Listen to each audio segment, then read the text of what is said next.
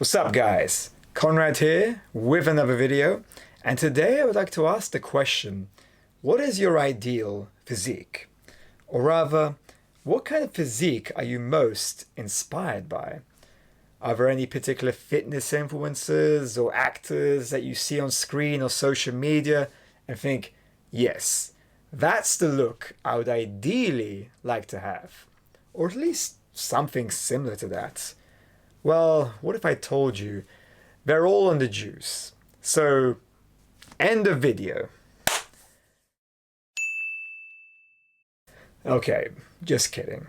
Well, there is an element of truth to this, but not in all cases. But anyway, that's not the point here. The point is that to be inspired by someone's physique, I believe is generally a positive influence. It can help motivate someone to push themselves out of their comfort zone and slowly but surely undergo a physical transformation.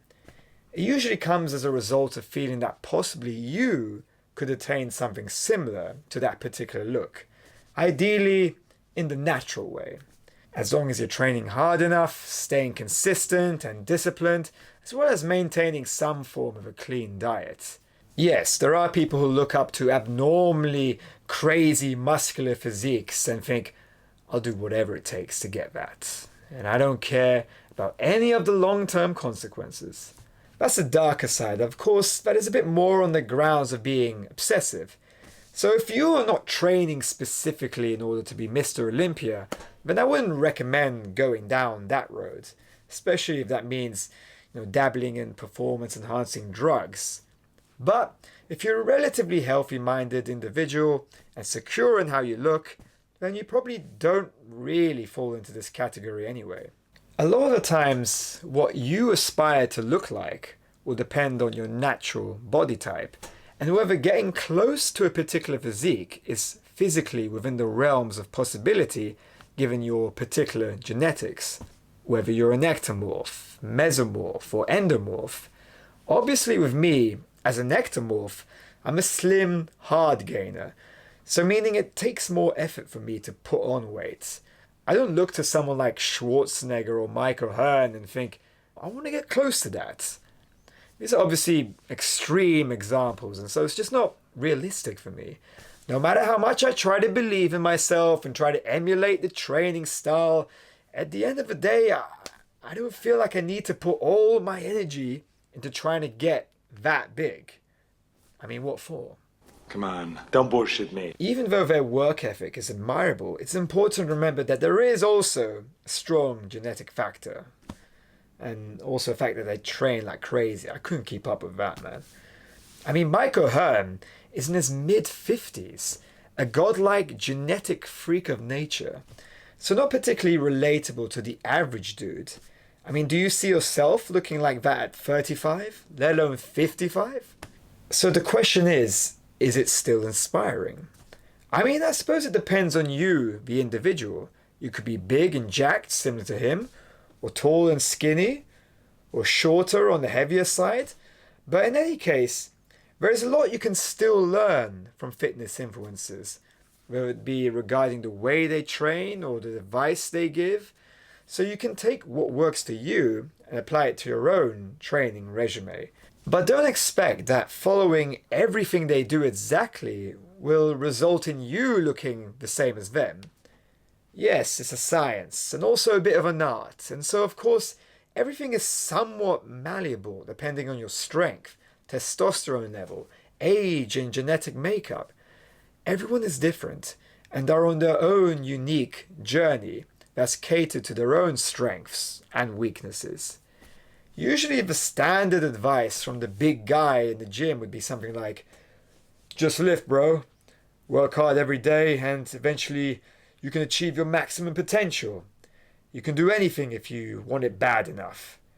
So take it with a grain of salt, because you don't always know the full extent in regards to what they do. And so you may not be able to take on the same kind of workload and pressure on your body when it comes to what they consume and the amount of weight they're pushing. You have to adapt to what works for you. I mean, what else is he gonna say? He put in the work, Therefore, you attain the results. But also bear in mind that the bodybuilders that we look up to are professionals. This is what they do. This is who they are. Every day of their life is about training and eating, and that is the sole focus of their day. So, is that you? Well, most likely you're a normal guy with a normal job. The gym may be a part of your life, but it isn't necessarily your whole life. If you're not getting paid to be on a cover shoot, then you're more likely, to be the more casual gym goer, like me pretty much. I used to be a bit more on it, like with the protein shakes and going as often as I could, mainly for the attention and validation. I mean, what's the reason most young guys go to the gym? For the girls, to be perfectly honest. Now I do it more for health reasons and basically to maintain a healthy lifestyle into my advancing years. Yes, looking better and being more confident is a byproduct of that, but not so much the top priority anymore. Bullshit. I'm already in alright shape, in my opinion anyway, so what difference is a little more muscle gonna make to my overall confidence? Surely there's more to life than just trying to be more attractive. But I guess, evolutionarily speaking, there probably isn't. Survival of the fittest and all that. So for me now, it's about having good clothing and a nice style to complement the body. There are many videos on YouTube trying to answer the question whether a particular actor, influencer, or athlete is, in fact, natural or not. It's usually not about the guys who are obviously big professional bodybuilders, but more so the physiques in which you're not 100% certain whether they are on something or not. Like, they could be natural, but at the same time, there's something unusually defined or overly aesthetic about them. So it's not always going to be obvious. Some people think, mate, let me tell you a secret, okay? You don't even need the gym. It's all about the dad bod nowadays. It shows that you're not insecure and that you're comfortable with yourself. At the end of the day, that's what women really want. Look, even if that were true, just don't fall for that trap. It's a fad that has probably already passed by now.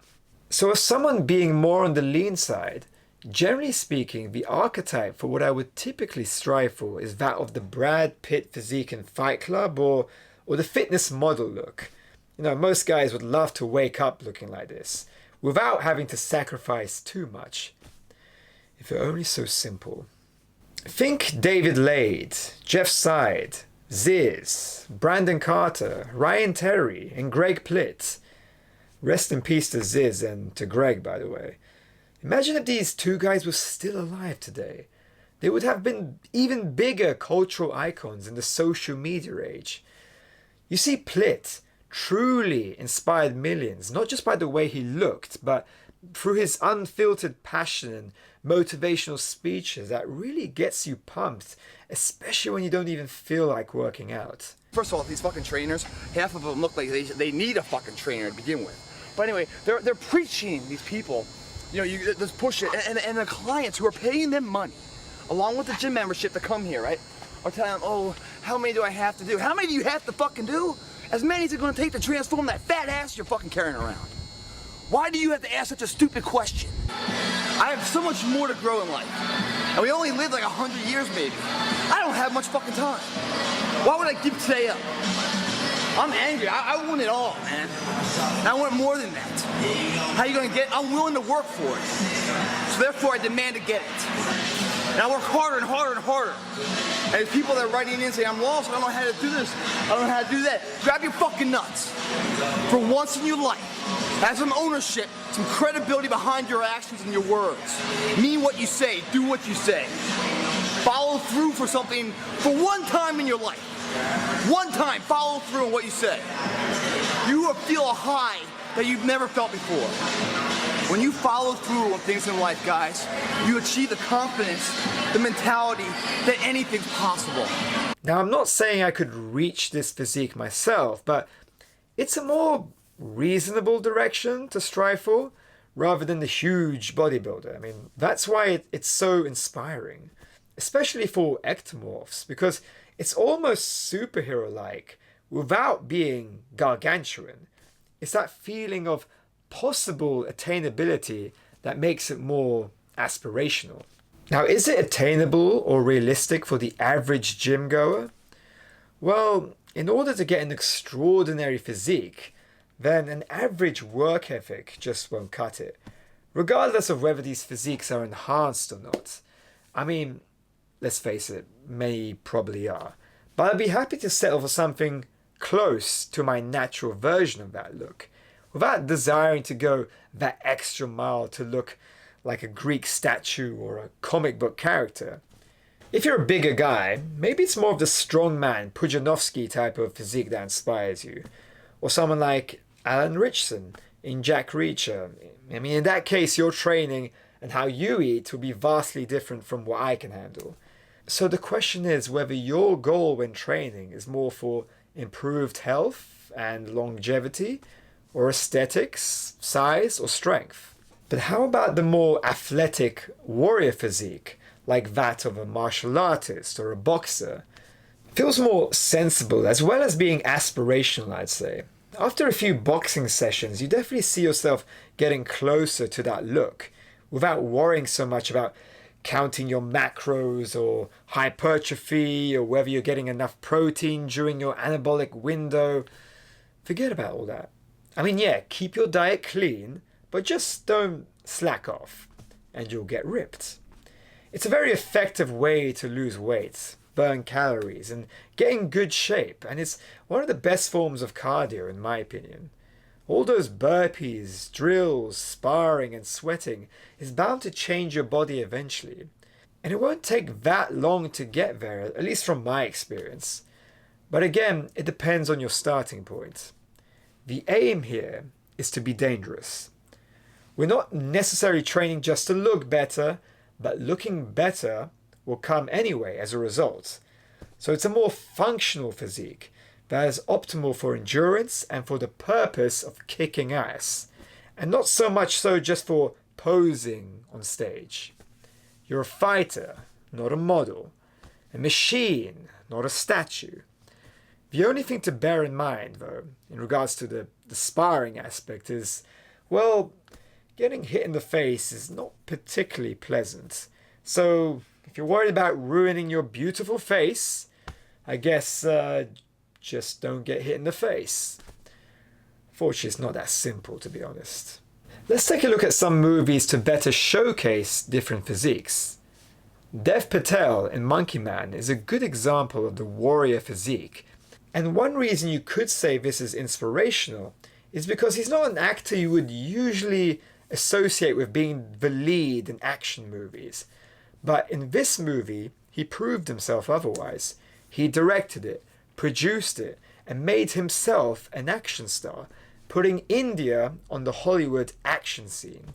Similarly to what Iko Uwais did for Indonesia in The Raid. So Dev Patel is very impressive in the John Wick style action scenes, as well as having a commendable physique when he's training on the punching bag. So it's a good goal to strive for as a young man. He looks healthy, muscular, lean, and doesn't look unnatural. Definitely feeling the inspiration, also harkening back to Bruce Lee, not only from the way he looked and trained, but for what he did for Hong Kong action cinema. Now let's take a look at some more physiques. Jake Gyllenhaal in Roadhouse and Frank Grillo in Boss Level. Here they have somewhat similar level of muscle development as well as leanness with visible abs. But the inspirational factor here has more so to do with their age and overall work ethic. Here, Gyllenhaal is 42 and Grillo is 55. It's like, okay, this is something that is a bit more inspirational than a 19-year-old guy who's jacked up like a Japanese anime character. So if you're a young guy and you're feeling insecure that you don't already look like Sam Sulek, don't worry about it, bro. Just keep training hard, stay healthy, do your thing, and eventually you'll get to your version of an optimal physique and get closer to your ideal form. And so make sure you stay on the high road. And so I feel that the muscle maturity really starts kicking in into your 30s.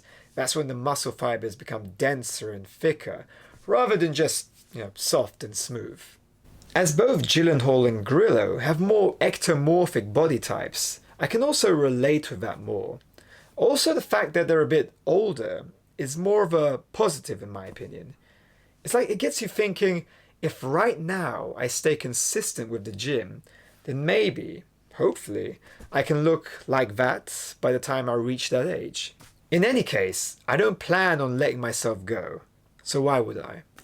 So I'm going to go ahead and go after it today. Perhaps there's an action movie waiting for me around the corner. Who knows? And disclaimer, I know that they would often have personal trainers in order to monitor their workouts and diet 24/7, giving them very specific regimens and sophisticated exercises. Were they using any enhancements like extra testosterone? I don't know. But you're going to look better regardless if you think of the long-term benefits of training for the future rather than being overly reckless when you're younger. It's about staying in motion. And fellas, don't forget to stretch. I know it isn't the most masculine thing in the world, but it's got to be done. Also, why not add in some mobility in there as well? We want to minimize injury. Remember, this is your vessel, so nurture it. So Gyllenhaal's Roadhouse physique leans ever so slightly more towards the aesthetic bodybuilder look, whereas in Southpaw, I think it's a bit more realistic in terms of what most fighters actually look like. He trained like a boxer, and so therefore he started to transform into what looks like a boxer. But with Roadhouse, I believe the intention was to look more film ready and presentable for the camera, shall we say.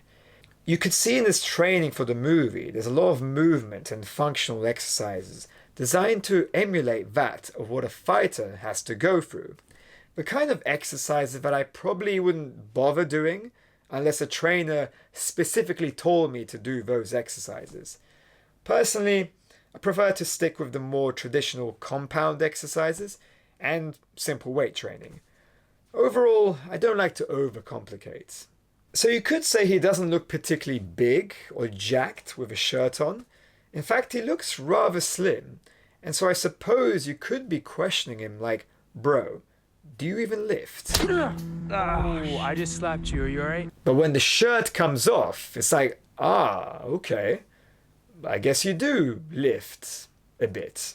And I kind of like that actually. It's like you're a bit more discreet and you only choose to show what you got when the time is right. And one thing to bear in mind is lighting and cinematography. It does play a big factor on how good someone looks at any given moment. During the day, you probably just look normal. But when you're under a spotlight or at the gym mirror, that's when it's showtime. Instagram filters at the ready. With Grillo, a slightly older guy, he's always staying active with boxing training and martial arts in general. Of course, I recommend you do this as well. Whether it be jiu-jitsu or Muay Thai, doesn't matter. Also, he takes his vitamins alongside a clean diet. He does say he goes by or has gone by the paleo/caveman diet. Perhaps that's something I should start looking into if I want to stay looking more like that. In your 50s, you think you should be slowing down. I probably got in the best shape of my life at 52 years old, which is the message I try to tell people all the time. Much younger than me, it's there's no rules. So don't think as you get older you should get slower. You actually could increase the amount you work out and feel great. And a lot of people say, when I'm your age, I want to be in that kind of shape, and I look at them.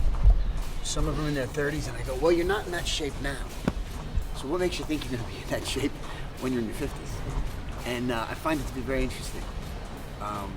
People think that they're going to get in shape as they get older. But to me, fitness, lifestyle, my diet has always been very important since I'm a kid, since I can remember, maybe 12 years old. when I started wrestling. So it's been a lifelong journey for physical health. And the byproduct is the aesthetic. It's not really why, I train. It has nothing to do with, everyone wants to look good, but it's about health. Really like the energy he brings to his interviews, and so he has a true passion for fighting, as also demonstrated in his documentary series about different fight cultures around the world. Let's also talk about Ernie Hudson, who played Winston in Ghostbusters. He is 78 years old. Just look at him here in this picture. If that doesn't motivate you to stay on the grind, then I don't know what will. Yeah, some people just do not age, and they just keep all their hair. It's just good genes, man. So if you're young, remember that every day counts. So try not to fall off too hard. The time you invest into your health now will pay off in your later years. Men's health videos are very informative in regards to showing how an actor stays in shape in regards to their diet and training regimen. Everyone has their own unique philosophies, methods, and go-to comfort foods. But the main common factor here is the consistency, as well as what foods they're eating, generally speaking. They are not too dissimilar to each other. There's no super secret exclusive method.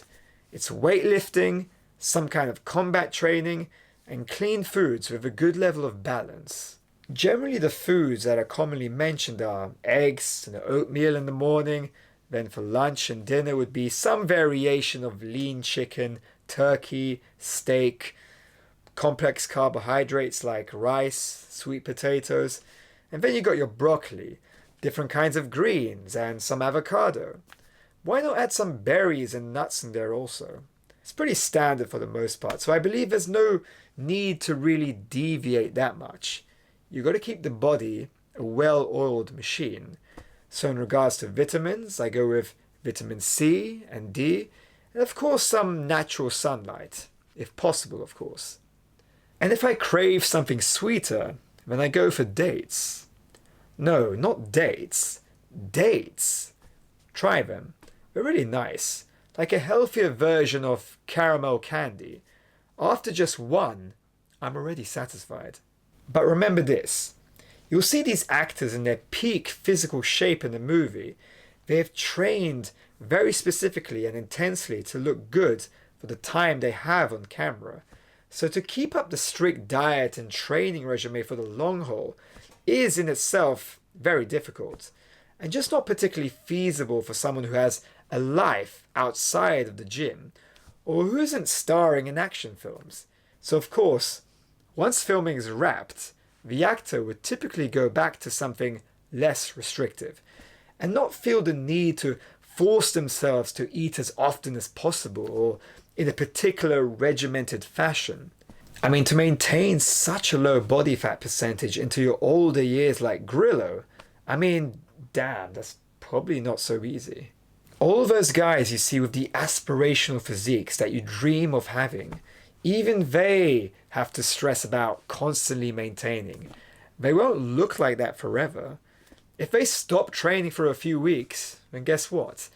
Those abs will start to fade, or at least not look as camera ready. So I guess life's unfair all around. Oh, cool. Well, that's hardly fair. Life's not fair. We need to be fairly realistic with our expectations and know that everything is temporary, except your soul. Every day is a constant battle to stay away from the bad things, as well as, unfortunately, some of the sweet things, whether it be certain foods or certain drugs, whatever it may be.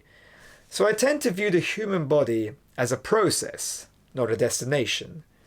The only destination is for when you want to be ready for a special occasion, like a bodybuilding competition, or for being filmed, or for a vacation, or whatever it may be. Everyone has their own version of their peak physique, which you just have to appreciate when it comes and for the duration of however long you're able to hold on to it for. It's about getting closer to your own genetic potential. So all in all, it's good to have an archetype to aspire to, as long as you go about it correctly and safely. And so with that being said, hopefully you found this video interesting, perhaps even somewhat motivating. Thank you very much for watching, and I'll see you guys next time.